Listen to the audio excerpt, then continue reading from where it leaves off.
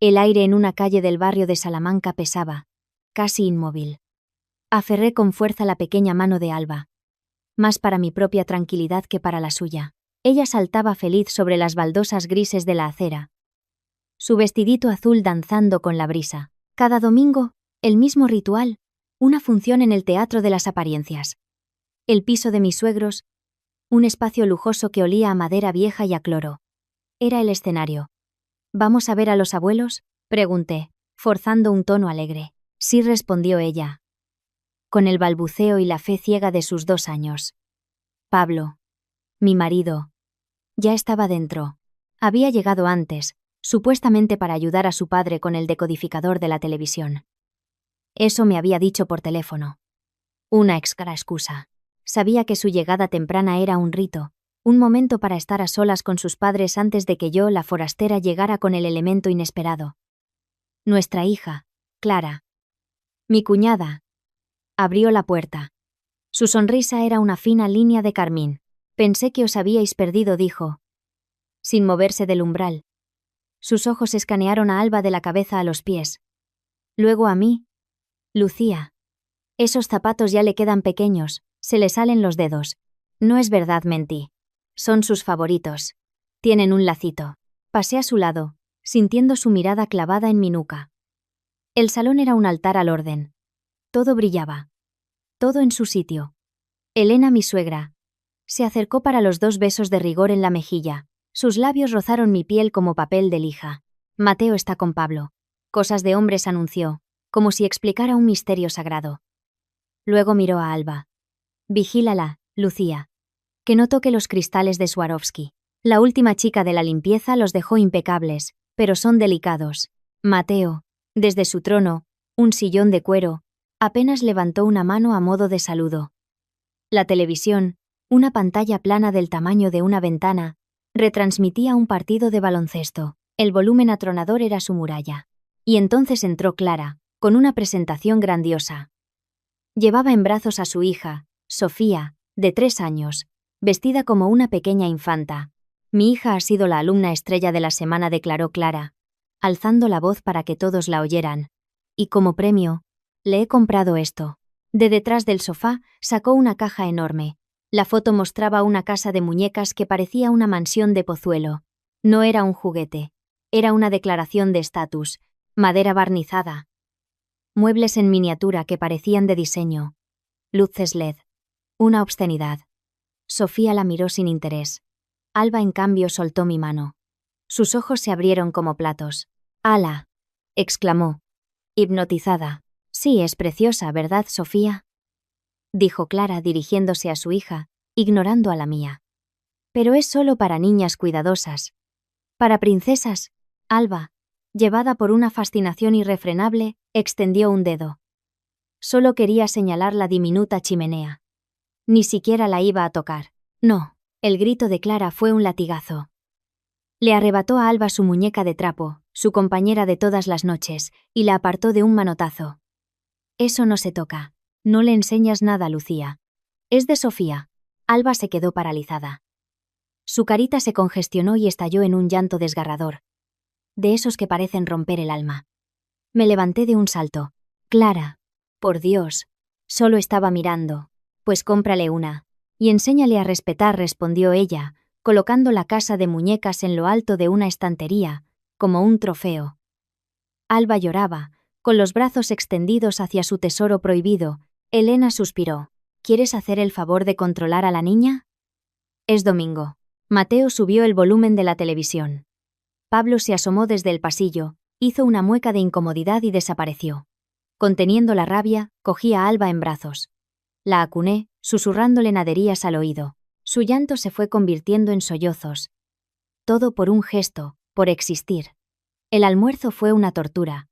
Un pescado al horno tan pesado como el ambiente. Clara contaba los viajes de negocios de su marido, Antonio, a Singapur. Mateo pontificaba sobre política. Pablo asentía. Elena vigilaba que no cayera ni una miga al suelo. Alba, en su trona, jugaba en silencio con una cuchara. Después del café, los hombres se refugiaron en el despacho. Elena y Clara empezaron a recoger. Ofrecí mi ayuda. «No», Tú ocúpate de la niña, dijo Elena sin mirarme. Ya hay bastante desorden. El desorden era Alba, que ahora en silencio observaba desde el suelo cómo Clara, con gesto ceremonial, colocaba la casa de muñecas sobre la mesa baja del salón. Un lugar de honor, un señuelo. Voy al baño, cariño, dije, acariciándole el pelo. Quédate aquí un momentito con la abuela. Me ausenté unos segundos. Tiempo suficiente. El sonido no fue un grito. Fue un chillido agudo y breve, cortado de raíz. Luego un silencio espeluznante. Lo supe. En lo más profundo de mis entrañas, lo supe. Corrí. La escena en el salón se quemó en mi retina. Alba estaba de pie junto a la mesita. Con la punta de un dedo, rozaba suavemente el tejado de la casa de muñecas. A su lado, Clara. No la había visto entrar. En la mano de mi cuñada brillaba la cafetera italiana de plata. La antigua. La que solo se usaba para las visitas importantes. Un hilo de humo salía de su boca. Vapor. Clara no parecía enfadada. Su rostro estaba concentrado, sereno. Miró a Alba. Miró la cafetera. Y entonces, con un movimiento deliberado, casi elegante, inclinó el brazo. Un torrente oscuro y humeante salió disparado. No fue una salpicadura. Fue un chorro directo, concentrado, que impactó de lleno en la cara de mi hija. El sonido que siguió fue un jadeo ahogado, un estertor. Alba no gritó. Cayó hacia atrás como una muñeca de trapo, sus manitas arañando su propia cara. No, mi voz era extraña, un aullido animal. Clara depositó la cafetera sobre la mesa con un golpe seco. Se me ha resbalado, dijo, mirando a Elena y a Mateo, que habían aparecido en la puerta. Su voz era plana, firme. La niña me ha empujado. Quería el juguete. Ha sido un accidente. Mentirosa. Lo has hecho a propósito. Te he visto. Grité, arrodillándome junto a Alba. No me atrevía a tocarle la cara. Su piel, su hermosa piel, era de un rojo violento, intenso, en la mejilla izquierda. Cerca del ojo, ya subían ampollas blancas, formándose ante mis ojos. El olor a café quemado y a carne quemada me revolvió el estómago. Alba, mi amor, mamá está aquí. Pablo apareció detrás de sus padres. Pálido. ¿Qué ha pasado?, preguntó. Aturdido. Llama a una ambulancia. Le grité. Mateo se adelantó. No miró a su nieta. Sus ojos, pequeños y duros, brillaban de furia. ¿Qué le habéis enseñado a esa niña?, gruñó. No respeta nada. Manoseándolo todo. Mira el susto que le ha dado a tu hermana. No podía creerlo. Elena asintió, cruzándose de brazos. Siempre igual, Lucía. Eres demasiado permisiva. Le dejas hacer lo que quiere. Y ahora mira. Mira el accidente que ha provocado. Accidente. La palabra sonaba falsa, obscena. Clara se secaba las manos en el delantal. Tenía la boca apretada, pero en sus ojos había algo. No era miedo, era satisfacción. La cafetera estaba muy caliente, repitió, clavando su mirada en mí. Se me resbaló. Me empujó. ¡Mientes!, grité, levantando a Alba con cuidado. Gimió. Un sonido bajo y desgarrador. Su cuerpecito temblaba contra el mío. Basta ya. La voz de Mateo retumbó, silenciándolo todo. Se plantó frente a mí. Su aliento olía a brandy. Siempre con tus dramas. Tu hija se equivoca, pasa una desgracia y tú insultas a mi familia. Se acabó. ¿Qué?, susurré, sin aliento. ¿No lo has oído?, chilló Elena, señalando la puerta con un dedo tembloroso. Vienes aquí, perturbas la paz de esta casa y encima acusas. ¡Fuera! ¡Fuera de mi casa! Llévate a tu hija y no volváis más. Miré a Pablo. Él miraba al suelo. Sus manos colgaban inertes a sus costados. Un frío absoluto me invadió. El miedo se congeló. Sostuve a Alba con más fuerza, con cuidado de no rozar su cara herida. La acuné contra mi pecho. Ella escondió el rostro en mi cuello, su respiración entrecortada. «¡Vámonos!», Alba susurré. Me di la vuelta. Mientras caminaba hacia la puerta, sentí las miradas de mis suegros cargadas de odio. A mi espalda, oí a Clara decirle a Sofía con una voz empalagosamente dulce: «No te preocupes, cariño. Ya se van». La puerta principal pesaba. La abrí con el hombro. El aire fresco del rellano me golpeó. Alba temblaba. Antes de que la puerta se cerrara, oí la voz de Mateo, clara y despectiva, dirigida a su hijo. «Y tú, Pablo, pon orden en tu casa de una vez por todas». El portazo final resonó en la escalera como un disparo. Fuera, en la calle, la tarde era soleada y fría. La gente paseaba. La vida seguía. Sostenía a mi hija quemada. Saqué el móvil. Mis dedos no temblaban. Eran de piedra. Marqué el número de mi padre. «Papá», dije, y mi voz sonó extrañamente calmada. Metálica. «Ven al Hospital de la Paz. Ahora. Es Alba». Hice una pausa. «Y mañana, papá. Mañana vamos a destruirlo todo. Todo lo que nos une a esa gente. ¿Me oyes? Todo». La luz fluorescente del hospital parpadeaba con un ritmo espasmódico que hería los ojos. Olía a desinfectante y a miedo. En mis brazos, Alba apenas gemía, un sonido bajo y continuo como el de un animal herido. La piel de su mejilla izquierda, ahora cubierta con una gasa húmeda que me había dado una enfermera con cara de lástima, parecía latir bajo mis dedos. «El médico vendrá enseguida», había dicho la recepcionista sin apartar la vista del ordenador. Hacía 20 minutos de eso. O quizá una hora. El tiempo se había disuelto. Solo existía el peso de Alba, su calor febril, y la imagen grabada en mi mente. La cafetera inclinándose. El chorro oscuro. La expresión serena de Clara. La puerta de urgencias se abrió de golpe. Entró Pablo. Llevaba la misma chaqueta que en casa de sus padres. Su rostro no mostraba preocupación. Mostraba una ira contenida. Sus labios formaban una línea blanca. «Lucía», dijo mi nombre como una acusación. «¿Dónde estabas?», pregunté, sin reconocer mi propia voz. Sonaba áspera. «Agotada. Arreglando el desastre que has montado», respondió, acercándose. No miró a Alba. Me miró a mí. «¿Qué has hecho? ¿Qué le dijiste a Clara para que se pusiera así?». El aire se escapó de mis pulmones. Parpadeé, pensando que había oído mal. ¿Yo? ¿Qué le he dicho yo, Pablo? Le ha echado café hirviendo a nuestra hija en la cara. «Lo he visto». «Dice que fue un accidente», me interrumpió, tajante. Dice que Alba se abalanzó sobre Sofía para quitarle el juguete. La empujó y la cafetera se le cayó de las manos. «¿Por qué tenía que estar tan caliente esa cafetera, Lucía?» «¿Eh?» «Porque es una psicópata», susurré, abrazando con más fuerza a Alba, que se estremeció. «Y tú lo sabes. Lo has sabido siempre. No empieces con tus dramas», alzó la voz. Una enfermera pasó, y nos lanzó una mirada de advertencia. Él bajó el tono, pero la rabia seguía ahí, hirviendo. «Mi hermana no es así. Nunca has hecho el más mínimo esfuerzo por encajar. Criticas a mis padres, desprecias sus costumbres, y ahora envenenas la mente de mi hija contra ellos. Mira dónde estamos por tu culpa». Cada palabra era un clavo.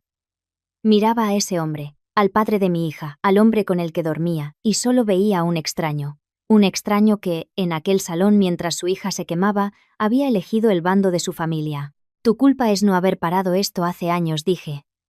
Y la frialdad de mi voz me sorprendió incluso a mí. «Tu culpa es haber dejado que tu hermana lo envenenara todo. Y tu culpa es estar aquí ahora, defendiéndola a ella y no a ella». Señalé a Alba. Por fin, Pablo miró a su hija. Su mirada se posó en la gasa, en el pequeño hombro que temblaba. Un destello de algo duda. Dolor cruzó sus ojos. Pero se extinguió rápidamente, ahogado por la lealtad tóxica que lo estrangulaba. «Se recuperará. Son solo quemaduras superficiales», musitó, como si intentara convencerse a sí mismo. «Luria, ¿superficiales?». Una voz profunda, cargada de una furia helada, resonó a nuestras espaldas. Era mi padre, Tomás. Llevaba la misma ropa de trabajo, como si hubiera salido corriendo del astillero. A su lado, un hombre más joven, de traje y aspecto serio, sostenía un maletín. El abogado Reyes. El abogado de la familia. La presencia de ambos llenó de golpe el frío pasillo. «Tomás», dijo Pablo sorprendido. Luego, con un matiz de desafío. «Esto es un asunto de familia». «No deberías». «La quemadura de mi nieta a manos de una bruja es asunto mío», le cortó mi padre en seco. Se acercó a mí. Sus ojos, duros como el acero, se ablandaron un instante al ver a Alba. «¿Cómo está, hija?». «Le duele», fue todo lo que pude decir, todo lo que pude articular. Tomás asintió, con la mandíbula apretada. Luego se giró hacia Pablo. La transformación fue aterradora. Su cuerpo, ancho y fuerte, pareció crecer. Dime una cosa, Pablo. Solo una. Pablo desvió la mirada. Clara dice que fue un accidente. Que la niña la empujó. No te pregunto qué dice esa víbora, gritó mi padre. Su voz resonó en el pasillo. Varias cabezas se giraron. Te he preguntado si tú lo viste. ¿Estabas en la habitación? No. Pero... Entonces, cierra la boca. Tomás dio un paso adelante. El abogado Reyes le puso una mano cautelosa en el brazo, pero él la apartó. Llevo años viendo cómo esa mujer, tu hermana, envenena a tu familia contra mi hija. Lo he visto en cada Navidad, en cada comida. Y tú, hecho un cobarde, mirando para otro lado. Pero esto... Señaló a Alba con un gesto de la cabeza. Esto es la gota que colma el vaso.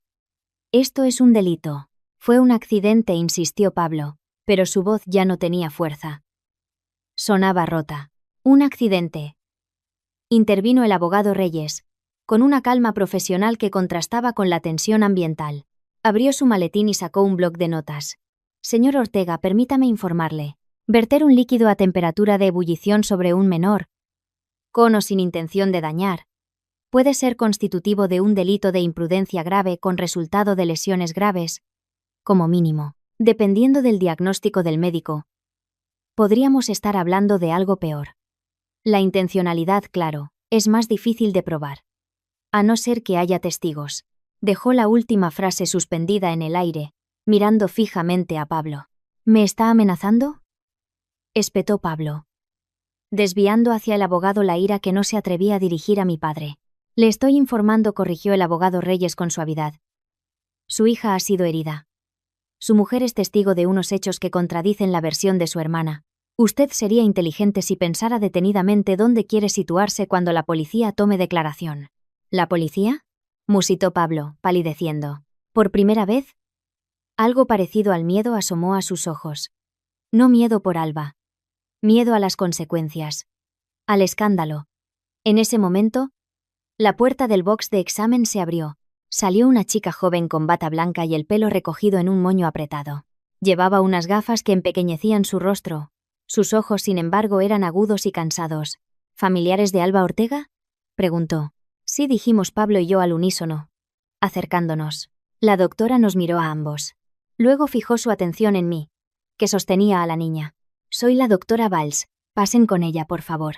La seguimos a una habitación pequeña y blanca. Pablo se quedó cerca de la puerta, como un extraño.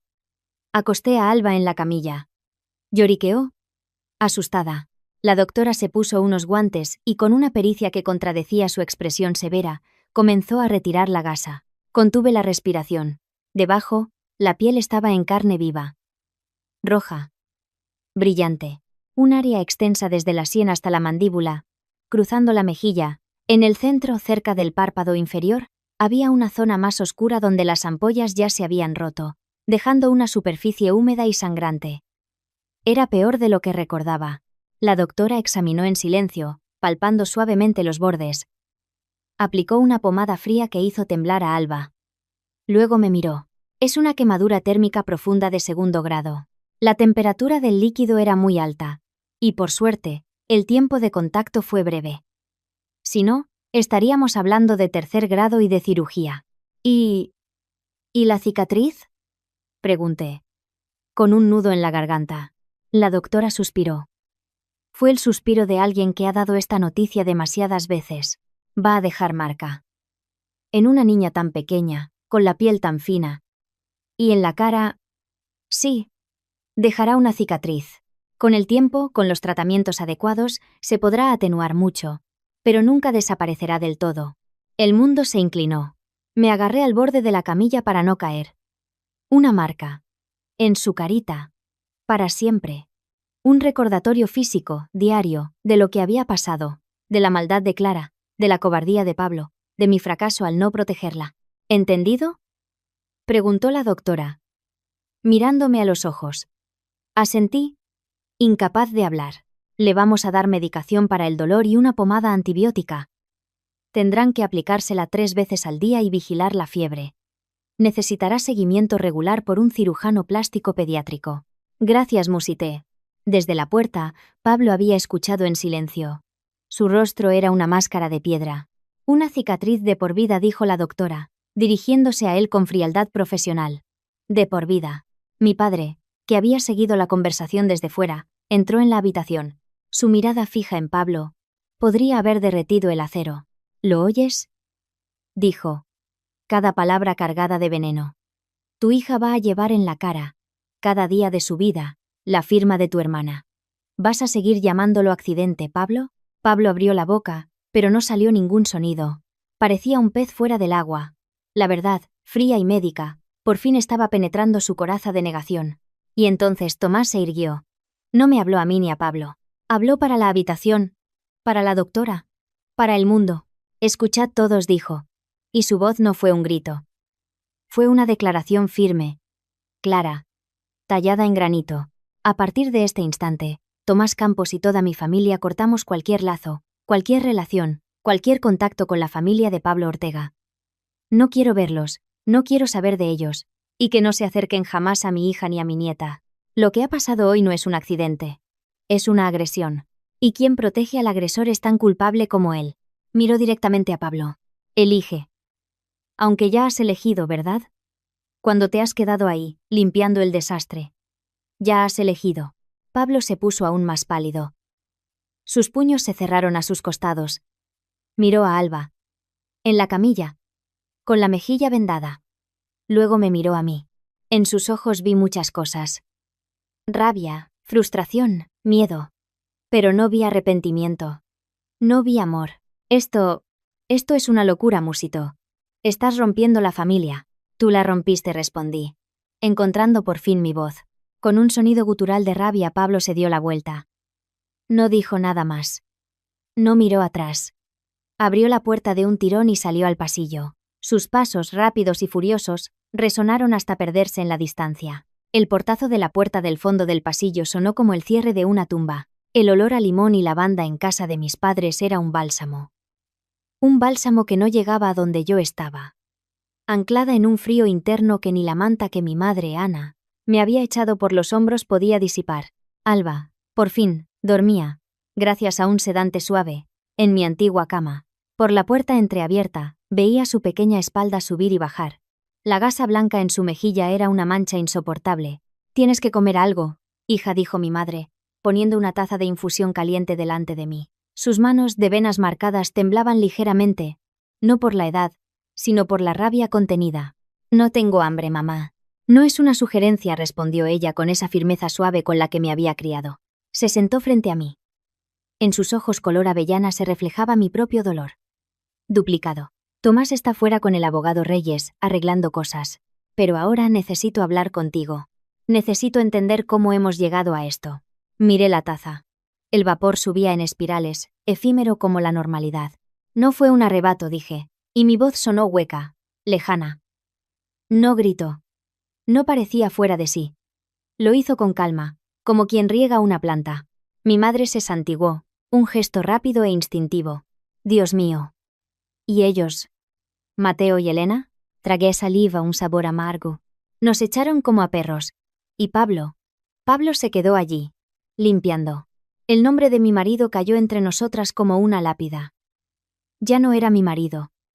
Era Pablo, el hombre que eligió quedarse. Siempre supe que a esa chica le faltaba un tornillo, musitó Ana, mirando por la ventana a su pequeño jardín. Pero esto es maldad pura. No son solo celos, mamá, dije, verbalizando algo que había guardado durante mucho tiempo, un veneno al que ahora podía poner nombre. Es odio hacia mí por habérselo quitado. Odio hacia Alba por ser mi hija. ¿Quitarle a quién? A Pablo, a su hermano, al príncipe, al heredero varón. Las piezas empezaron a encajar, formando un mosaico repugnante. Tú no los conociste antes. Pero papá sí. Mateo siempre menospreció a Clara. Él quería un hijo varón para el astillero. Cuando nació Pablo, fue como si el sol saliera solo para él. Clara era una chica brillante, sí. Pero solo una chica. Lo he visto durante años. Cada éxito de Pablo se celebraba. Cada éxito de Clara era un por fin o un pero. ¿Y el novio? Ella lo adoraba y lo odiaba a la vez. Y yo le quité el ídolo a la familia. Y encima le di una nieta. Otra mujer a la que despreciar. Mi madre asintió lentamente. ¿Y la niña? Alba. Representa todo lo que ella nunca tuvo. El amor incondicional.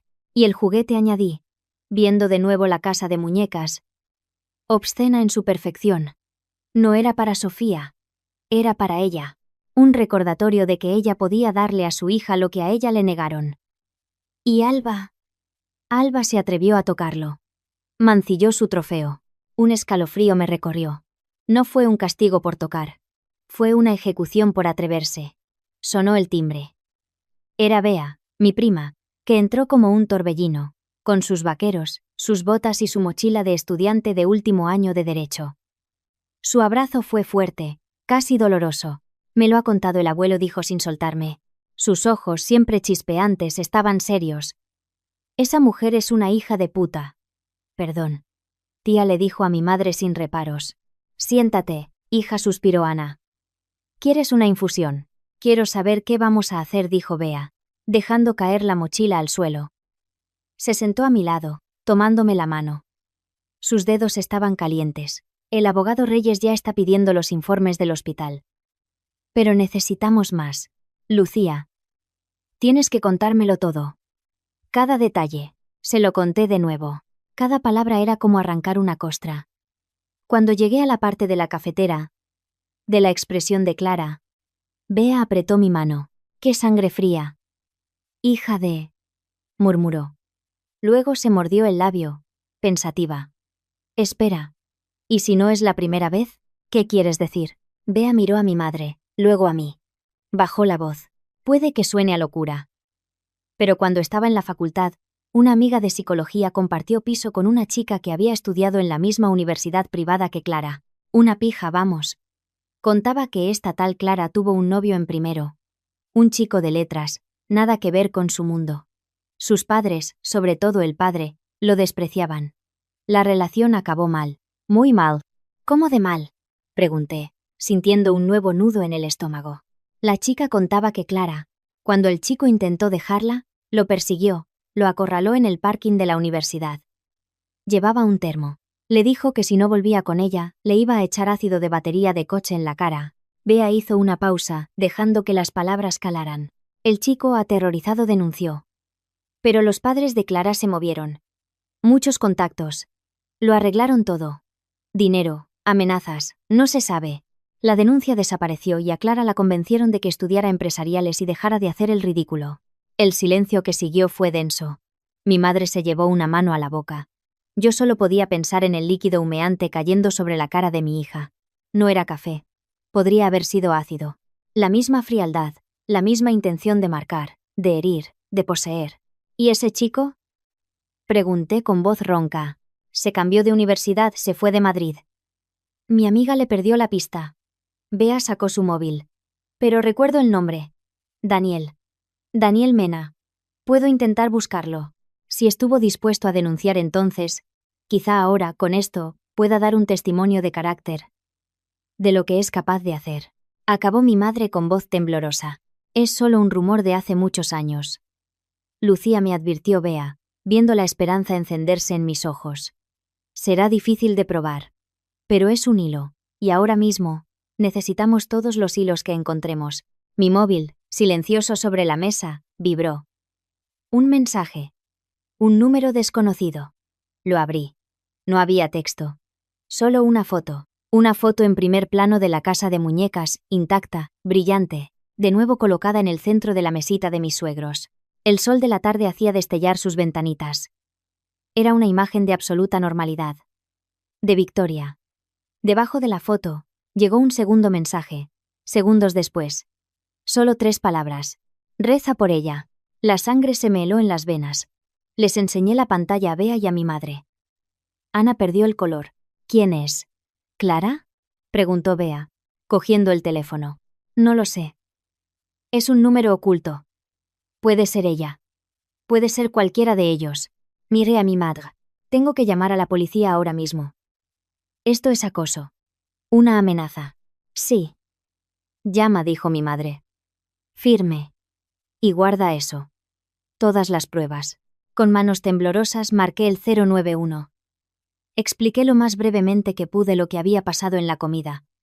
La quemadura. Y ahora el mensaje anónimo. El agente al otro lado tomó nota con una voz profesional pero distante. Dijo que enviarían una patrulla para tomar declaración, pero que por un solo mensaje sin una amenaza explícita, las opciones eran limitadas. Me aconsejó bloquear el número y guardar las pruebas. Colgué, sintiéndome más vulnerable que antes. No sirve de nada, musité. Desesperada. Sí que sirve, corrigió Bea. Crea un precedente, un historial. Ahora, a lo nuestro. ¿A lo nuestro? ¿Qué es eso? Venganza. Justicia. Solo siento un cansancio infinito. Necesito ducharme. Necesito dormir. Necesito que a mi hija no le duela. Voy a ver si funciona la banca online, dije. Más por hacer algo que por otra cosa. Intenté pagar la gasolina con la tarjeta hace un par de días y no pasó. Pensé que sería un error tonto. Abrí la aplicación en el móvil. Metí mis claves. Entré en la cuenta conjunta, la que usábamos Pablo y yo para los gastos de la casa, la hipoteca, la guardería. La pantalla cargó y se quedó en blanco. No en blanco. Mostraba el saldo. 0 euros. Parpadeé. Volví a cargar.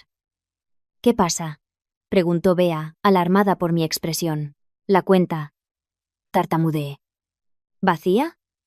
¿Cómo? Mi madre se acercó. 0. Entré en el historial de movimientos. Los últimos días mostraban las retiradas normales. Supermercado, gasolina, y luego, una única transacción, hecha ayer por la tarde, una transferencia del saldo completo. Los 18.650 euros que había, transferidos a otra cuenta. Una cuenta que no conocía, pero cuyo titular aparecía con las iniciales P. La había vaciado.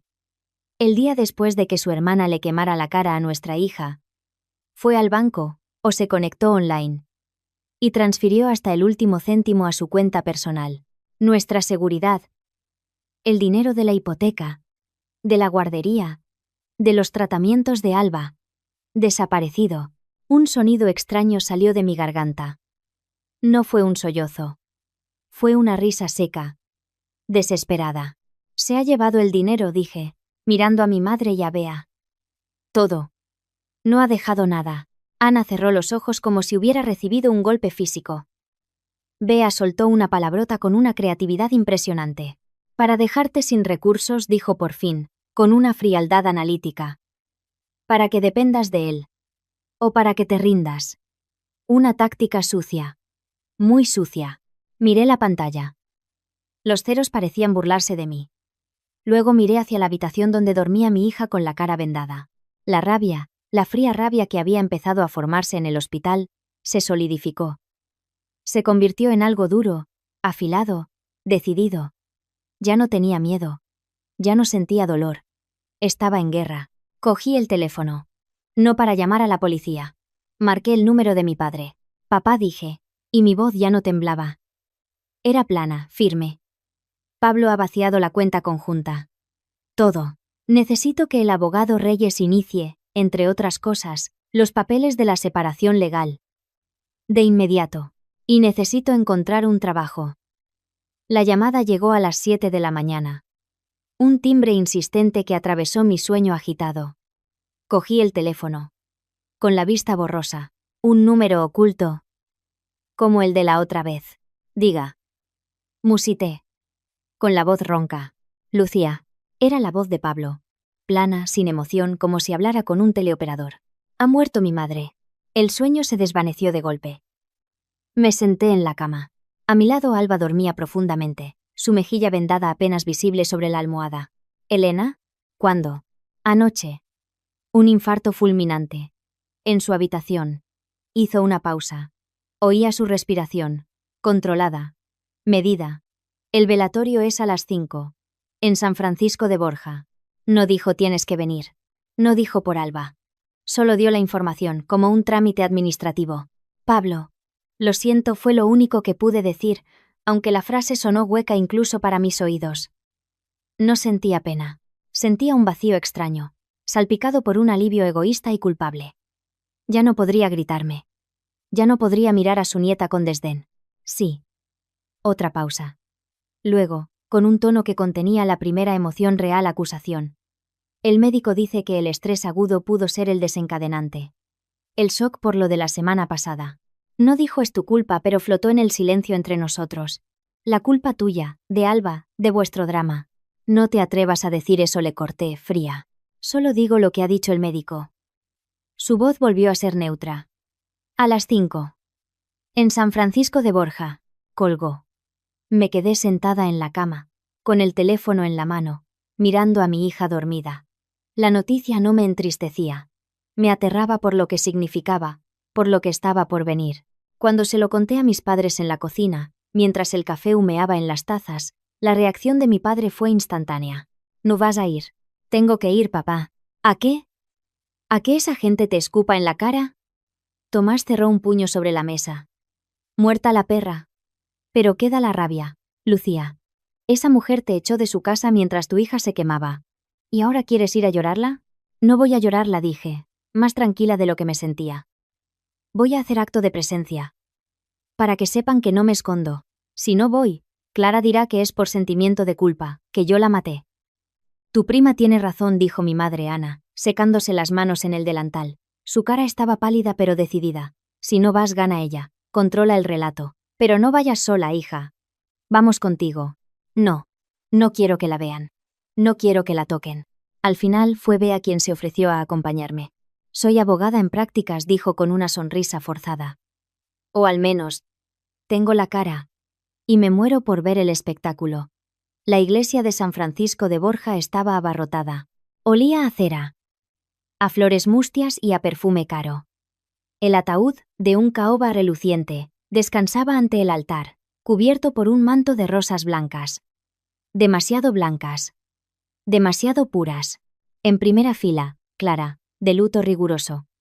Con un velo que apenas ocultaba su rostro hinchado y pálido. Lloraba con dignidad, un pañuelo de encaje presionado contra sus ojos. Sofía, a su lado, vestida como una muñeca doliente, miraba a su alrededor con impaciencia. Recto, inmóvil, la mirada fija en el crucifijo. No lloraba. Mateo, mi ex-suegro, parecía haber envejecido 20 años. Estaba hundido en el banco como si el peso de su propio cuerpo fuera insoportable. Sentí todas las miradas clavadas en mí cuando entré, del brazo de Bea. Cuchicheos, miradas que se desviaban, un run run que recorrió la iglesia como un gas venenoso. Avancé por un pasillo lateral y me senté. No me arrodillé. No recé. El cura, un joven llamado Padre Pablo que recordaba de la boda, habló de la paz de los justos, de la familia, del consuelo de la fe. Sus palabras sonaban huecas, como un guión mal memorizado. Fue al final de la misa, cuando la gente empezó a salir para dirigirse al cementerio. Cuando todo estalló, Clara se giró. Su mirada, ahora seca y brillante de odio, me encontró entre la multitud. Me señaló con un dedo tembloroso. Su voz, aguda, rompió el silencio respetuoso. Tú tienes la culpa. Todo el mundo se detuvo. Bea me apretó el brazo. Clara, por favor. No es el momento, dijo Pablo, posando una mano en su hombro. Pero su voz no tenía convicción. Sí es el momento, gritó ella, apartando su mano de un manotazo. Se encaró conmigo. Avanzó unos pasos. El velo se le cayó, revelando sus ojos enrojecidos. Ella y su monstruo de hija mataron a mamá, con su escándalo, con sus mentiras. Eres una asesina, Lucía. El padre Pablo se interpuso, con las manos alzadas en un gesto de paz. Señora, por favor. Estamos en la casa de Dios. Su madre descansa en paz, no la perturbemos. ¿Paz? Clara soltó una carcajada. Un sonido seco y horrible. ¿Qué paz va a tener si la persona que la mató está en su iglesia? Fuera. Vete de aquí. Fue entonces cuando Antonio, su marido, se acercó. Siempre un hombre discreto, una sombra junto al sol flamígero de su esposa. Olía a brandy. A pesar de la hora, el traje le quedaba grande, como si hubiera adelgazado de golpe. Puso una mano torpe en el brazo de Clara. Cariño, ya basta. La gente está mirando. ¡Que miren!, gritó ella, encarándose con él. Que se entere todo el mundo de lo que es. Una bruja que vino a destrozar mi familia. Antonio la miró. Y por primera vez, Vi algo más que sumisión en sus ojos. Vi cansancio. Un hartazgo profundo y antiguo. Clara, por el amor de Dios, ¿no tuviste bastante con lo que le hiciste a la niña? ¿Y ahora esto? Clara se quedó helada. ¿Qué quieres decir? Musitó, con una voz peligrosamente baja. Antonio, llevado por el alcohol y la tensión del momento, soltó la lengua. Ya está bien de teatro. Tenías a tu madre con el corazón roto y no parabas con tus dramas, con tus celos. Como lo de la niña. Como si no tuvieras ya la cafetera en la mano cuando entraron. El silencio fue absoluto. Un silencio de tumba. Antonio se dio cuenta de lo que había dicho. Palideció. Clara lo miró como si lo viera por primera vez, y no le gustara lo que veía. ¿Qué? ¿Qué has dicho? Preguntó Pablo, avanzando un paso. Su mirada iba de Antonio a Clara. Nada, musitó Antonio, bajando la cabeza. No he dicho nada. Estoy confundido. Pero era demasiado tarde. Como si no tuvieras ya la cafetera en la mano cuando entraron. No fue un accidente. No se le resbaló. Ya tenía la cafetera. Estaba preparada. Mi corazón empezó a latir tan fuerte que pensé que se me saldría del pecho. Sin pensar, casi por instinto, metí la mano en el bolsillo de mi abrigo. Mi teléfono. Lo saqué discretamente, con la pantalla hacia mi cuerpo. Con el pulgar busqué a tientas la aplicación de grabación. La abrí. Pulsé grabar. La pequeña luz roja era invisible para todos menos para mí. Antonio, cállate, siseó Clara, recuperando la compostura. Una máscara de dolor teatral volvió a su rostro. Estás borracho y dices tonterías. Mamá ha muerto de pena. De la pena que ésta volvió a señalarme nos ha causado. El cura intentaba calmar la situación, llevándose a Antonio. La gente murmuraba, confusa. Pero mi mirada estaba fija en Clara. Y ella, por un instante, fijó la suya en mí, y en sus ojos no había dolor. Había odio puro y un destello de pánico. Había oído a su marido. Había visto mi expresión. Pablo seguía mirando a Antonio, con el ceño fruncido, procesando.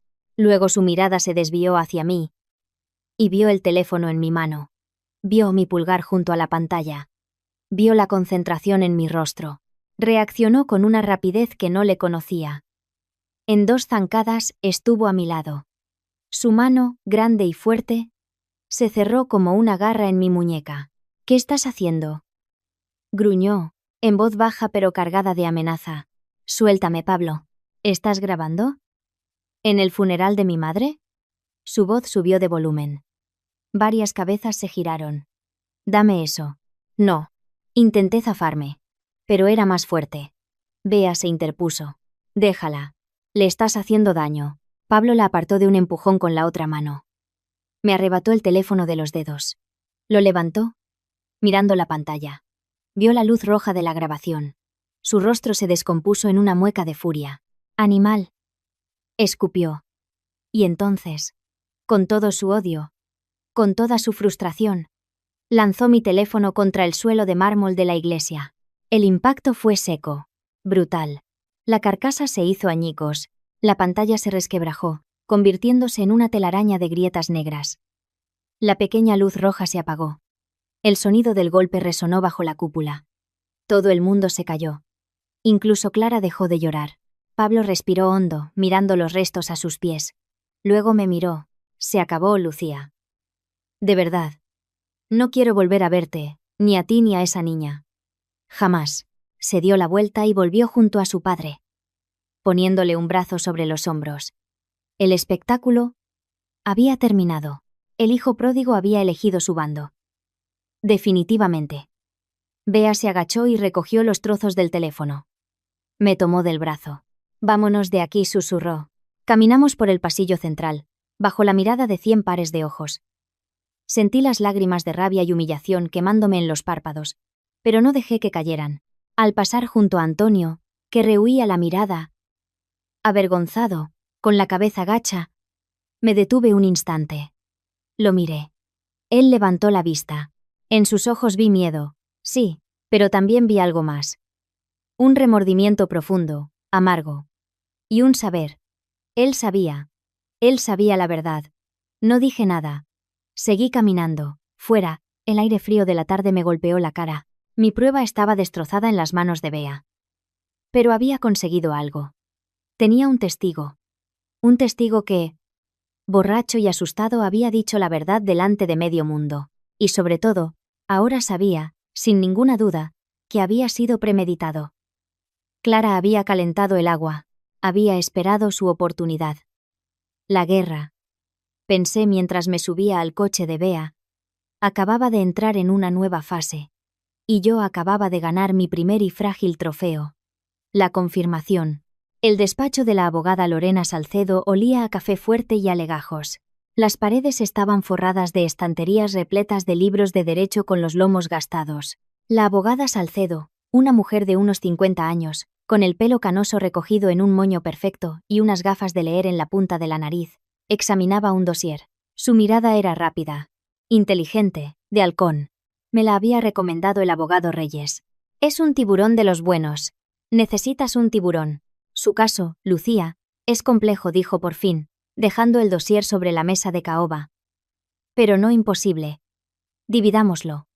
Primero, la custodia de Alba. Dadas las circunstancias, la agresión sufrida en el hogar paterno, con el padre como testigo pasivo y su comportamiento posterior, es muy probable que consigamos la custodia exclusiva para usted. Ningún juez va a entregar a una niña a un entorno donde ha sufrido un daño físico grave y el otro progenitor no hizo nada para evitarlo. Eso es lo fácil. ¿Lo fácil? Pregunté, con un hilo de esperanza. Llevaba una semana sin apenas dormir, con la imagen de la cafetera repitiéndose en mis sueños. Comparado con lo demás, sí, aclaró la abogada Salcedo, quitándose las gafas. El problema es probar la intencionalidad de su cuñada para que ese acto deje de ser una imprudencia grave y se convierta en algo más, como un delito de lesiones en el ámbito de la violencia de género y doméstica. Necesitamos pruebas sólidas. El testimonio de Antonio en el funeral es bueno. Pero es la palabra de un hombre borracho y afectado contra una mujer que, en el juzgado, se presentará como una madre y una hija desconsoladas, y su teléfono con la grabación está en la basura. Pero lo dijo. Mucha gente lo oyó. Y él lo negará. Ya lo ha negado. La abogada Salcedo sacó un papel de una carpeta.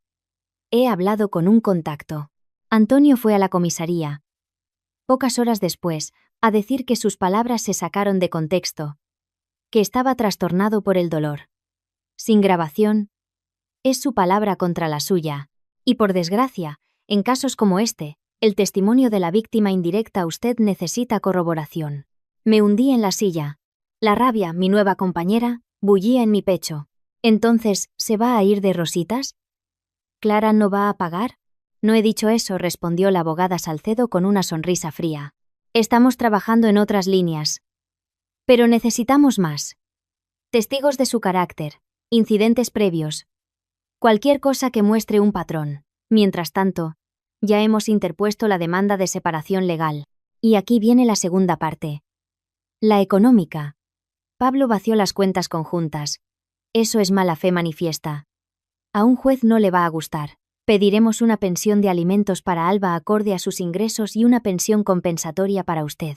Dejó su trabajo para cuidar de la niña. Su capacidad de generar ingresos se ha visto mermada. Psicológicamente, su hija ha sufrido un trauma gravísimo. Lucía. No es solo la cicatriz. A la larga, necesitará ayuda. Y eso cuesta dinero. Dinero que él va a pagar. Su tono era implacable, tranquilizador en su dureza. He solicitado unas medidas cautelares para que se restituyan los fondos y se bloquee la posibilidad de que venda los bienes gananciales. La vista previa es la semana que viene. Él y su abogado tendrán que sentarse ahí. Y usted también. La idea de volver a verlo, de sentarme en la misma mesa, me revolvió el estómago. ¿Y si no viene? Vendrá. Tiene demasiado que perder. La abogada Salcedo se reclinó en su silla. ¿Ahora? Póngame al día. ¿Ha pensado qué va a hacer? ¿Trabajo? ¿Vivienda? Estoy con mis padres de momento. Y necesito encontrar algo, cualquier cosa. Bien. Muestra iniciativa. A los jueces les gusta eso. Se volvió a poner las gafas. La vista es el jueves, a las 11. En el juzgado de familia, número 15. No llegue tarde. Y vístase de forma sobria. Pero no débil. Fuerte. Salí de su despacho con la cabeza llena de artículos legales y un nudo de ansiedad en el estómago. La batalla legal era otro monstruo. lento y lleno de tecnicismos. Pero al menos, ahora tenía a alguien en mi trinchera que sabía cómo luchar. El jueves, los juzgados eran un hervidero de gente con caras tristes y carpetas bajo el brazo. Llegué 10 minutos antes, con la abogada Salcedo, impecable en su traje gris. Yo llevaba un sencillo vestido negro, el pelo recogido. Fuerte, no débil. La sala de vistas era más pequeña de lo que esperaba, de madera oscura y con olor a polvo. Pablo ya estaba allí, sentado a una mesa. No estaba solo. A su lado, además de un hombre de traje y expresión aburrida que supuse era su abogado, estaba Laura. Laura, de contabilidad. Mi compañera de cafés rápidos y quejas sobre el jefe, la que siempre preguntaba por Alba con una sonrisa dulce. Le estaba cogiendo la mano a Pablo. El mundo se detuvo un instante. La abogada Salcedo me apretó suavemente el codo. Tranquila. No le des esa satisfacción. Caminé hasta nuestra mesa, frente a la suya. Pablo no me miró. Miraba al frente, con la mandíbula apretada. Laura, en cambio, me lanzó una mirada rápida, a medio camino entre la vergüenza y el desafío, antes de bajar la vista. Llevaba el collar que le regalé por su cumpleaños. Un regalo de Pablo, seguro. El juez, un hombre de mediana edad con aspecto hastiado, entró y todos nos pusimos en pie. La vista fue un intercambio de frases secas. El abogado de Pablo, un tal Bermúdez, habló de dificultades en la convivencia, de magnificar incidentes desafortunados y de la estabilidad económica que mi cliente puede proporcionar. La abogada Salcedo fue un látigo. Citó artículos, habló de violencia doméstica indirecta, de abandono de las responsabilidades parentales y de riesgo probado para la menor. La palabra quemadura resonó varias veces en la pequeña sala. El juez tomaba notas, impasible. Al final habló. Concedió la orden de protección temporal sobre los bienes. Ordenó a Pablo depositar una cantidad provisional en una cuenta para los gastos de la niña. Fijó una pensión compensatoria provisional. Todo muy técnico, muy frío. Pablo asintió, con la mirada perdida en un punto de la pared. Al salir, en el pasillo gris y ruidoso, Pablo se acercó. Laura se quedó un paso por detrás, como una sombra fiel. Ya tienes lo que querías, dijo, sin preámbulos. Esto no es justicia. Es papeleo. No quiero más líos, continuó él, ignorando mi comentario. Pediré el divorcio de mutuo acuerdo si eres razonable. Si no, será contencioso y será largo y caro para los dos. No me amenaces, dije, manteniendo la voz baja. Ya no tienes con qué amenazarme. Fue entonces cuando Laura, quizá por hacérsela útil, quizá por marcar territorio, intervino. Abrió su carísimo bolso de marca para sacar un pañuelo y, al hacerlo, algo se deslizó y cayó al suelo. Un fajo de papeles con un clip se desparramó a mis pies. Antes de que pudiera recogerlos, los vi. No eran recibos. Eran informes médicos. Reconocí el membrete del Hospital de la Paz. Y el nombre, Alba Ortega Campos. Y debajo, un informe psicológico preliminar con un sello que no conocía. ¿Qué es esto?, pregunté, helada. ¿Por qué tienes un informe de mi hija? Laura se puso roja como un tomate. Se agachó para recoger los papeles a toda prisa. Es una copia. Me la dio Pablo para entender la situación. ¿Para entender la situación?, repetí, cada sílaba cargada de hielo. Miré a Pablo. Él rehuía mi mirada. Los informes médicos son confidenciales. Solo los tienen los padres y los médicos. ¿Cómo lo has conseguido? Tengo contactos, musitó Pablo, desafiante. Quiero saber todo lo que concierne a mi hija. Esto no es saber, es espiar. La abogada Salcedo, que había observado la escena, se interpuso. Conseguir una copia de los informes médicos sin el consentimiento del otro progenitor, especialmente en un proceso de separación, es una vulneración muy grave y un delito de descubrimiento y revelación de secretos. Pinta muy mal para su cliente. Abogado Bermúdez. El abogado de Pablo puso los ojos en blanco, como si Laura fuera un contratiempo inesperado. Señoría, es un malentendido. Pero yo ya no escuchaba. Miraba a Laura, que guardaba los papeles en su bolso como si fueran explosivos. Y entonces, una conexión se formó en mi mente. Clara, terrible. Laura trabajaba en el mismo grupo hospitalario que La Paz, en administración. Ella tenía acceso. O conocía a alguien que lo tenía. No había sido Pablo. Había sido ella. Ella había conseguido los informes. Ella era la infiltrada. Vámonos. Lucía, dijo la abogada Salcedo, tomándome firmemente del brazo. Tenemos mucho de qué hablar. Al salir del juzgado, el sol me dio en la cara. No sentí calor. Sentí un frío penetrante. No solo estaba luchando contra mi marido y su familia. Había una infiltrada, alguien de mi entorno. Alguien en quien había confiado. Que estaba pasando información. Información privada. De mi hija. Nos subimos al coche de la abogada Salcedo. Antes de arrancar, me miró. ¿Quién es esa mujer? Laura. Una compañera de trabajo. ¿O lo era? Respiré hondo. Ella ha conseguido esos informes. Estoy segura. La abogada Salcedo asintió lentamente. Una sonrisa fría, casi cruel, se dibujó en sus labios. Bien. Esto cambia las cosas. Una confidente en el hospital, una vulneración de la ley de protección de datos. Esto ya no es solo un caso de separación. Esto es guerra sucia. Y ellos no son buenos en la guerra sucia. Nosotras, a partir de ahora, vamos a ser excelentes. Miré por la ventanilla. La ciudad pasaba a toda velocidad. El miedo se estaba transformando en otra cosa. Una determinación helada. Tenía un nuevo objetivo. No solo ganar. Tenía que descubrir hasta dónde llegaba la red de Pablo. Y tenía que destruirla, pieza a pieza. Laura solo era el principio. El despacho de la abogada Salcedo ya me resultaba familiar. El olor a café y papel viejo olía ahora a pólvora. Mi padre Tomás estaba sentado frente a la abogada, sus manos grandes y callosas por el trabajo en el astillero apoyadas en las rodillas. Bea. A mi lado, no paraba de tamborilear los dedos sobre el muslo. La energía en la sala era eléctrica, conspiradora. Tenemos varias líneas de ataque, dijo la abogada Salcedo, señalando con su bolígrafo un diagrama que había dibujado en un bloc. Pero necesitamos pruebas sólidas, testimonios. El rumor de la universidad es un buen comienzo. Pero es aire. Necesitamos algo concreto. Algo que muestre a Clara no como una mujer con un arrebato, sino como lo que es. Una persona violenta y calculadora. Ya lo tengo, papá, dije, mirando a Tomás. Él asintió con una expresión seria que presagiaba tormenta. He estado preguntando. Con discreción. A través de viejos contactos, miente. Gente que conoce a gente. Antonio, el marido, no está bien. Está hundido. Le pagan un buen sueldo en la empresa del suegro, pero es un pelele. Y bebe. Bebe mucho. Desde el funeral, desde que habló, no ha parado. Y he oído algo más. Sobre una residencia de ancianos. Bea se inclinó hacia adelante. La residencia Villa Caridad. Donde Clara es supuestamente directora de actividades.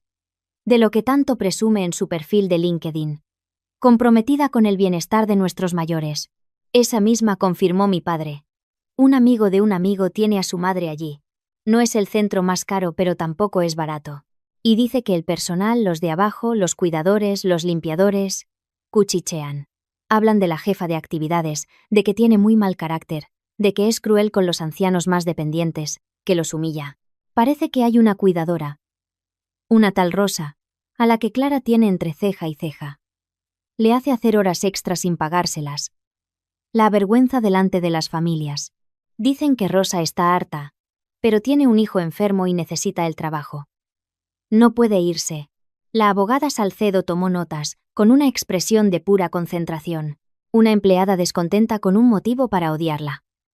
Una posible testigo. Pero tenemos que hacerla hablar. Y necesitamos más que rumores de mal carácter. Necesitamos un incidente. Algo concreto. Podríamos intentar acercarnos a ella, sugirió Bea. Lucía no puede, la reconocerían. ¿Pero yo, o tú? Preguntar por plazas para un familiar mayor. Y tantear el terreno. Me encargo yo, dijo Tomás sin dudar. Sé cómo hablar con la gente trabajadora. Lo haré con cuidado. Bien, asintió la abogada Salcedo. Mientras, hay otra línea. Pablo. Su empresa. Volvió a mirar a mi padre. Y Tomás sonrió. Una sonrisa sin alegría. La sonrisa de quien ha encontrado la pieza que buscaba. La empresa de Mateo, Naviera Ortega. Lleva mucho tiempo navegando con bandera pirata. Evasión de impuestos, facturas falsas a proveedores fantasma. Contratos con la administración muy opacos. Tengo un contacto en Hacienda, alguien que me debe un favor. Le he pasado un par de números. Un par de transacciones que nunca cuadraron. Está interesado. Si empiezan a tirar de ese hilo, Pablo, que es el director financiero, va a caer. Y su padre con él. Esa es un arma nuclear, Tomás advirtió la abogada Salcedo, aunque sus ojos brillaban. Si la usamos mal parecerá una venganza y perjudicará a Lucía. Tiene que parecer natural. Parte de una investigación rutinaria. Y tiene que pasar después de que aseguremos la custodia y el caso de Clara. Primero, aseguramos a la niña y desacreditamos a la agresora.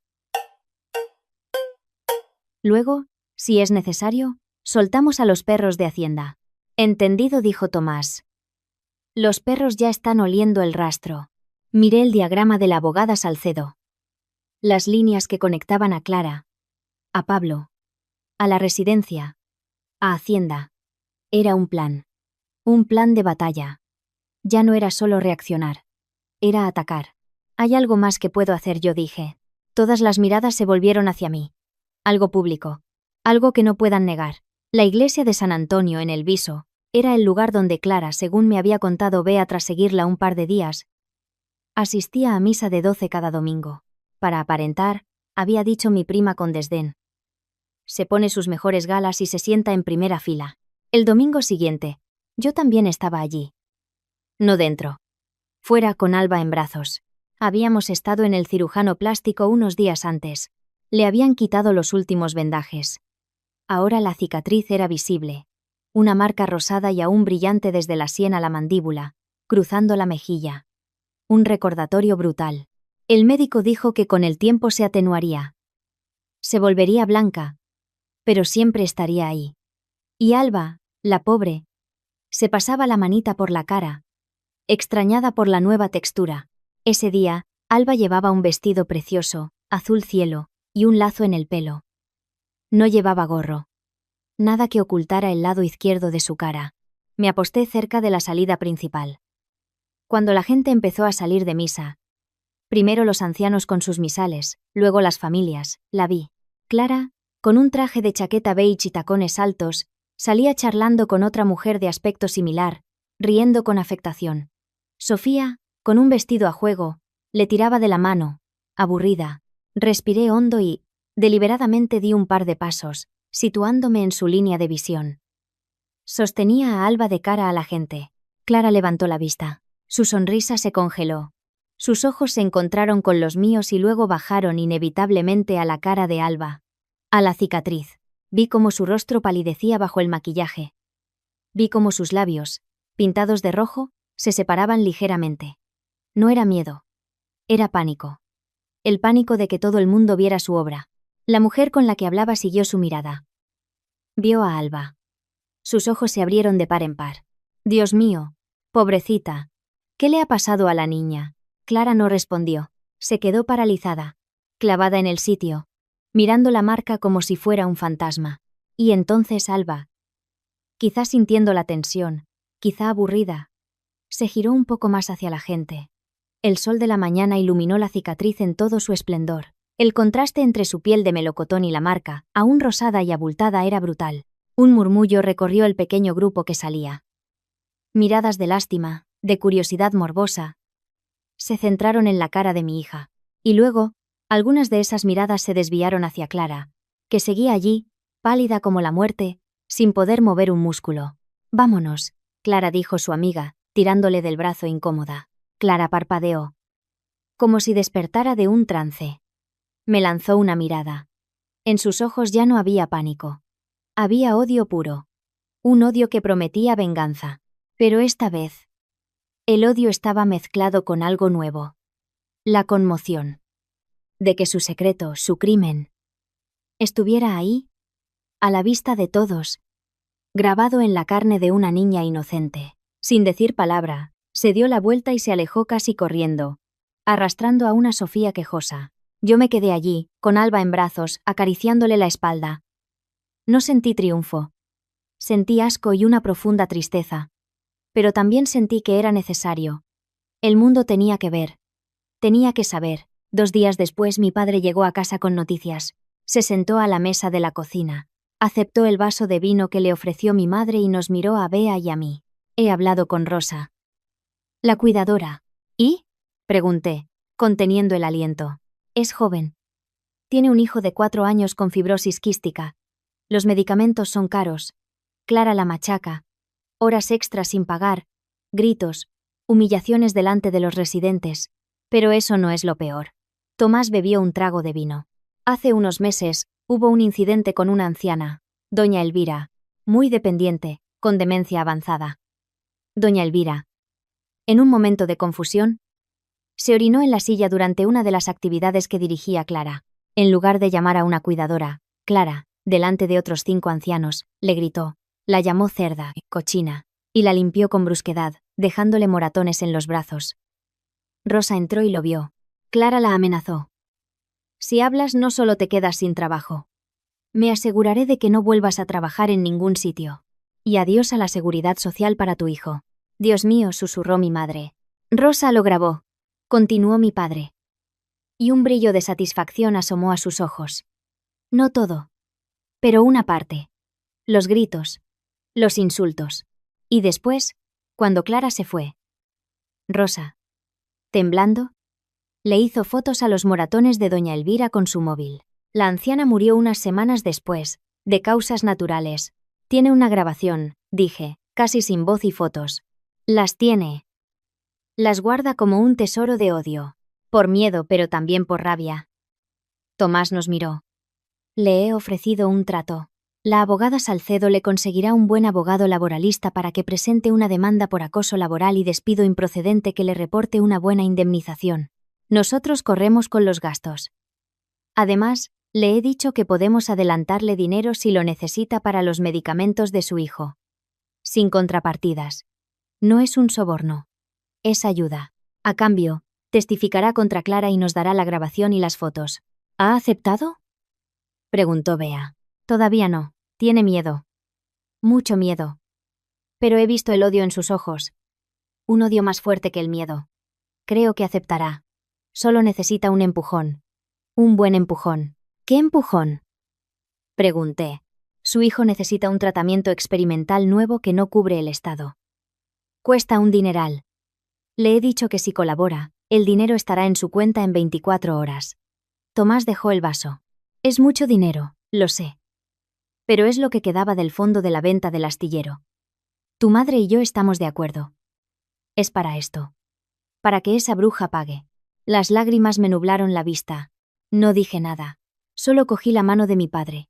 Esa mano grande y áspera. Él la apretó. Ya no nos defendemos, hija, dijo con voz grave. Ahora, atacamos. El aire en la sala 5 del juzgado de primera instancia olía a madera pulida y a ansiedad. Me aferré a la mano de mi padre, Tomás. Mientras la fiscal, una mujer menuda de expresión afilada llamada fiscal Vega, presentaba sus conclusiones finales. Al otro lado, Clara, con un traje demasiado sobrio para ella, fingía una compostura que se resquebrajaba alrededor de sus ojos. Su abogado, un hombre de gafas finas, hablaba de un trágico accidente doméstico, de un momento de pánico, de una familia rota por malentendidos. Alba no estaba. Se había quedado con mi madre Ana, en casa. No podía exponerla a esto, pero su ausencia pesaba más que cualquier presencia. La cicatriz en mi propia mejilla, ahora una línea rosada y sensible, parecía arder bajo el maquillaje. Era mi marca solidaria con ella. Un recordatorio que había elegido no ocultar. El juez, un hombre de rostro cansado, escuchaba tomando notas breves. Llevábamos meses aquí.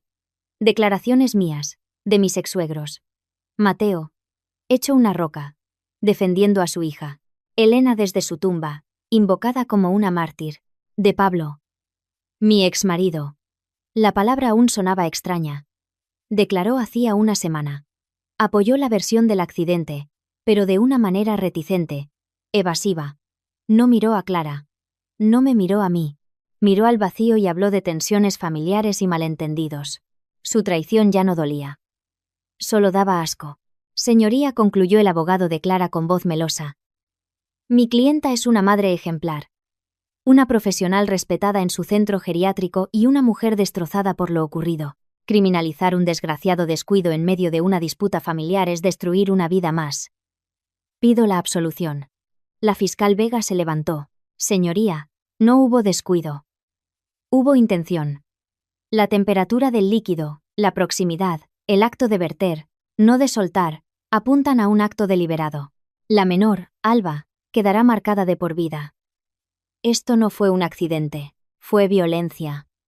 Y pido que se condene a la acusada por un delito de lesiones graves.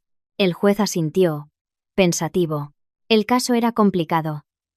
No había testigos directos. Salvo yo. Y mi testimonio, para la defensa, era el de una exnuera resentida. Todo se reducía a su palabra contra la mía. La investigación de mi padre sobre Clara en la residencia había sembrado dudas, pero nada concluyente. Las deudas de Pablo con Hacienda eran un arma para la separación, no para esto. Sentí como la esperanza, una burbuja frágil, empezaba a desinflarse. Una sonrisa casi imperceptible, un destello de triunfo, cruzó sus ojos cuando nuestras miradas se encontraron. Y entonces, la puerta del fondo de la sala se abrió lentamente. Entró Rosa, la antigua cuidadora de mis suegros. Iba de negro, con un aspecto aún más tímido que de costumbre. Clara la vio y frunció el ceño, confusa. Rosa no estaba citada. Su abogado se encogió de hombros ajeno. La fiscal Vega, sin embargo, se irguió. Señoría, con su permiso desearía presentar una prueba adicional. Ha surgido nueva información. El juez asintió con un gesto de fastidio. Sea breve. Por favor. Rosa, sin mirar a Clara, se acercó a la mesa de la fiscal y le entregó un pequeño pendrive. La fiscal lo insertó en un portátil conectado a un monitor. La gran pantalla de la sala se iluminó. ¿Qué circo es este?, protestó el abogado defensor. Silencio, ordenó el juez. En la pantalla apareció un vídeo casero, algo tembloroso, grabado con un móvil. Era el salón de la casa de mis suegros. Se veía a Clara, con una copa de vino en la mano, hablando con una amiga cuyo rostro no se veía. La cámara oculta la tomaba de perfil. Era Rosa quien grababa, semanas después del incidente, siguiendo las instrucciones que Bea y yo le habíamos dado, con la promesa de ayudarla a ella y a su familia a empezar de nuevo lejos. Y encima la muy zorra se atreve a denunciarme, decía Clara en el vídeo con una sonrisa ebria y despectiva. Por una gotita de café. ¡Qué exageración!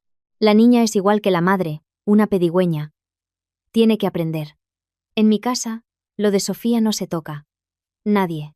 Y menos esa cría malcriada. La próxima vez que se acerque a lo que no es suyo, la voy a escaldar de verdad. Una lección que no olvidará. La sangre se me heló en las venas. La sala estalló en un murmullo. Clara se puso en pie, blanca como una pared. Eso es mentira. Ese vídeo está manipulado. Esa bruja me ha tendido una trampa, gritó, señalando a Rosa, que se encogió sobre sí misma. Señoría, protesto, chilló su abogado.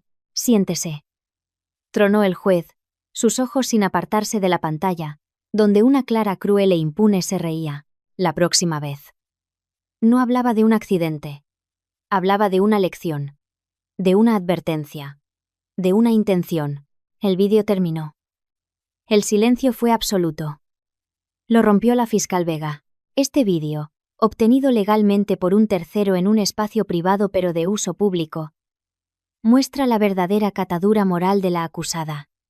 No hay arrepentimiento, hay intención y amenaza de reincidencia. La defensa del accidente se cae por su propio peso. El juez miró a Clara. Temblaba. La máscara se había roto, revelando el odio y el pánico. Señora Méndez, dijo el juez, usando su apellido de soltera. ¿Tiene algo que añadir? Clara abrió la boca, pero solo salió un jadeo. Miró a su alrededor. Buscó a su padre. Mateo miraba al frente, paralizado. Buscó a Pablo. Mi exmarido no estaba en la sala. Se había marchado tras declarar. Había elegido su banco, su reputación, por encima de su hermana en el momento crucial. La sentencia no se dictó allí. El juez, tras una breve deliberación, suspendió la vista. Pero el golpe fue inmediato. A petición de la fiscal. Y con el visto bueno del juez, se suspendieron cautelarmente los derechos de visita de Clara a Sofía, a la espera de un informe de los servicios sociales. Y lo más importante, admitió el vídeo como prueba. El caso ya no era su palabra contra la mía, era su propia arrogancia grabada contra ella misma. Salí de la sala con mi padre y el abogado Reyes. Sentía las piernas de gelatina, pero una extraña paz me invadió. No era alegría. Era algo más profundo. Justicia. En el pasillo, nos esperaba Pablo. Parecía haber envejecido 10 años. Lucía dijo con voz ronca. Mi padre se interpuso, pero le puse una mano en el brazo. El abogado, el mío, me ha enseñado los papeles que ha presentado el tuyo. Sobre Hacienda. Tragó saliva. Si no retiro la petición de custodia compartida de Alba, y si no apoyo tu versión de los hechos a partir de ahora, lo sacarán a la luz. Hundirán la empresa. A mi padre, lo miré. No quedaba ni rastro del hombre arrogante que me había gritado en el hospital. Solo había un hombre asustado, derrotado por sus propias y miserables elecciones. ¿Y? Pregunté, fría. Firmaré, dijo. Las palabras saliendo con dificultad. Renuncio a la custodia. Tendrás la custodia exclusiva. Y diré que Clara quizá no estuvo acertada, que hubo una negligencia. Negligencia. No intención. Aún defendía a su hermana, un poco. Pero era suficiente. Era la rendición. Firmaría los papeles. Alba sería solo mía. Envíalos al abogado Reyes, dije, dándole la espalda. Lucía, por lo que fuimos. Empezó. No fuimos nada, Pablo. Absolutamente nada. Salimos del juzgado. El sol me dio en la cara. Respiré hondo. Mi padre me apretó el hombro. Es el principio del fin, hija. Caminamos hacia el aparcamiento. Yo iba unos pasos por delante, absorta en un torbellino de emociones. Alivio, vacío, una tristeza inmensa. No vi el coche hasta que fue demasiado tarde. Un rugido de motor, un destello metálico, un grito de mi padre, un impacto brutal en mi costado. El mundo giró. El cielo se cambió por asfalto. Un dolor blanco y agudo estalló en mi cadera y mi pierna. Oí gritos, frenos, el sonido de cristales rotos. Desde el suelo, vi el coche. Un BMW negro. Y a través del parabrisas, el rostro descompuesto, los ojos enrojecidos de Clara. Me miró un instante, con una expresión de puro odio, y luego pisó el acelerador. El coche patinó y salió disparado por la calle, esquivando coches hasta perderse en el tráfico. Lucía. Hija. Era la voz de mi padre. Rota. Intenté moverme. Un dolor punzante en la pierna izquierda me lo impidió. La gente se arremolinaba. Sirenas. Lejanas al principio, acercándose. Antes de que la oscuridad me tragara, mi último pensamiento no fue para mí. Fue para Alba. Y que Clara, por fin, había cometido su error definitivo. A plena luz del día, delante de una docena de testigos, la recuperación fue un túnel de dolor, cemento y rabia fría. La fractura de fémur me mantuvo en cama 2 meses y otros 4 con muletas. Pero cada punzada, cada agotadora sesión de fisioterapia, era un recordatorio. Estaba viva. Y ella estaba encerrada. El atropello fue la lápida que sepultó a Clara. La detuvieron 3 horas después, escondida en un motel de carretera, borracha y llorando. No hubo fianza posible esta vez. Intento de homicidio. Fuga. Riesgo público. Los medios se dieron un festín. La cuñada perfecta que quemó a su sobrina y luego intentó matar a su excuñada. Su foto, con el pelo revuelto y los ojos inyectados en odio, salió en todos los periódicos. La residencia de ancianos donde trabajaba la despidió fulminantemente. Mateo, mi ex-suegro, se derrumbó. Intentó pagar abogados carísimos, pero las pruebas eran abrumadoras. El vídeo, el atropello, los testigos. La familia ejemplar se había hecho añicos en público, mientras yo aprendía a caminar de nuevo. Llegaron los papeles de la custodia exclusiva de Alba, firmados por un Pablo derrotado. Había cedido en todo a cambio de que mi padre no hiciera públicas sus corruptelas con Hacienda. Su empresa sobrevivió, pero su reputación en nuestro círculo quedó destrozada. Se mudó, según supe, a una casa a las afueras de la ciudad con Laura, mi excompañera. Su traición ya no me importaba. Eran fantasmas de un mundo que ya no existía. Alba fue mi motor. Su cicatriz, gracias a los tratamientos y a su juventud, se fue atenuando, convirtiéndose en una línea pálida. Aprendió a no ocultarla. A veces, al mirarse al espejo, se la repasaba con el dedo, pensativa. Yo le contaba, con palabras sencillas, que era una marca de lo fuerte que era, de lo mucho que había superado. Como las princesas guerreras, le decía. Y ella asentía. Muy seria. 1 año después del juicio, El aire de Madrid aún sabía a ceniza y a miradas furtivas.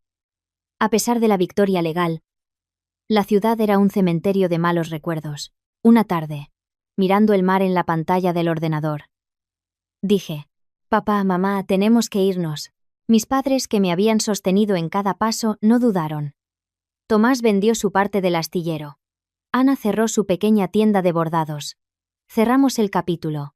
Mallorca nos recibió con un sol que no perdonaba y una brisa salada que limpiaba el alma. Alquilamos una casa blanca con ventanas azules cerca de un pueblo tranquilo, junto al mar. La vida se ralentizó.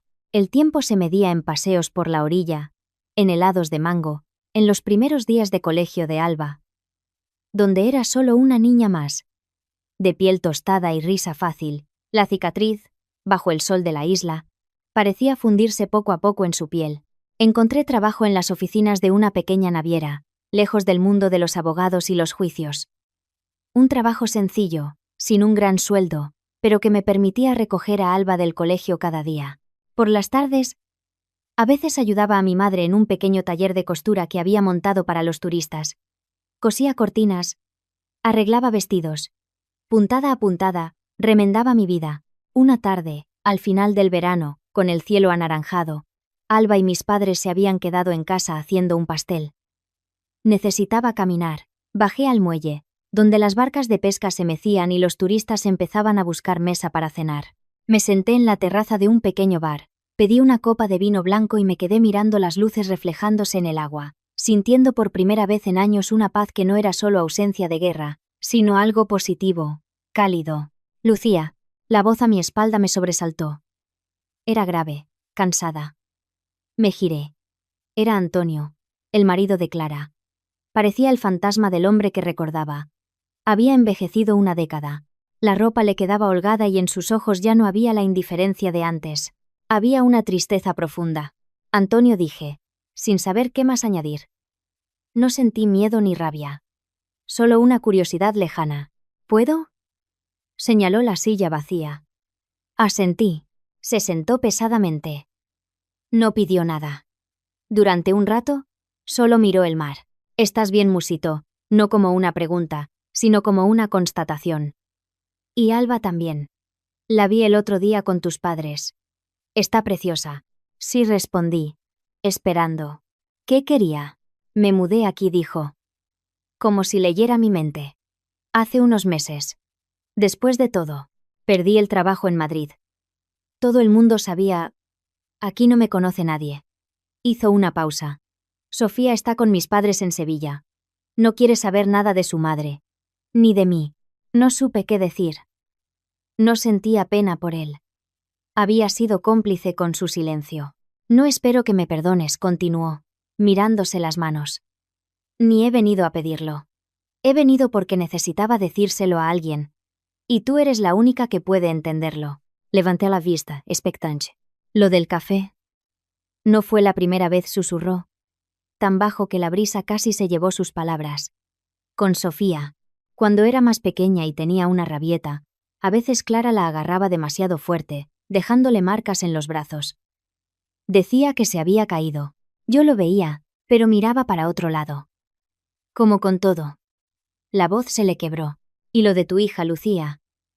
Esa mañana, antes de que llegarais, Clara puso la cafetera al fuego y dijo, mientras la veía hervir: «Hoy le voy a enseñar a esa cría a no meter las manos donde no debe». Pensé que era una bravuconada, una de sus exageraciones. Pero no lo era, ¿verdad? El aire se heló en mis pulmones. Lo sabía, por supuesto, pero oírlo confirmado por alguien que estuvo allí, por el hombre que dormía con ella, era diferente. Más real. Más aterrador. «¿Por qué me lo dices ahora?», pregunté, con voz neutra. «Porque ella no está aquí para matarme con la mirada», dijo con un humor amargo. «Y porque Sofía tiene derecho a saber. Algún día. Que su padre al menos una vez tuvo el valor de decir la verdad. Aunque fuera tarde. Para ti, quizá no sirva de nada. Pero para mí, es como quitarme una piedra del zapato después de años». Nos quedamos en silencio. El camarero puso otra copa de vino en mi mesa sin preguntar. Antonio siguió hablando, con la mirada perdida en el horizonte. Contó otras cosas. Amenazas veladas a vecinos. crueldad con los animales, una obsesión enfermiza por el control y por humillar a quienes consideraba inferiores. El retrato de una mujer carcomida por la envidia y la maldad mucho antes de que yo entrara en escena. No era una justificación. Era una confesión. Cuando se levantó para irse, parecía aún más cansado. No volveré a molestarte, dijo. Pero gracias por escuchar. Se alejó por el muelle, encorvado, hasta fundirse con las sombras del atardecer. Me quedé allí, mirando las luces de las barcas. No sentí alivio ni triunfo. Sentí un peso diferente. El peso de saber que el monstruo era real y había vivido entre nosotros, alimentado por el silencio de todos. Pero sentí algo más, la cicatriz de mi hija, bajo la luz de la luna que empezaba a asomar. Ya no era solo una marca de dolor. Era la prueba de que habíamos sobrevivido, de que habíamos escapado, y que aquí, en esta isla besada por el mar, por fin, podíamos empezar a olvidar. Alcé mi copa en un brindis silencioso. No por el pasado, por el futuro.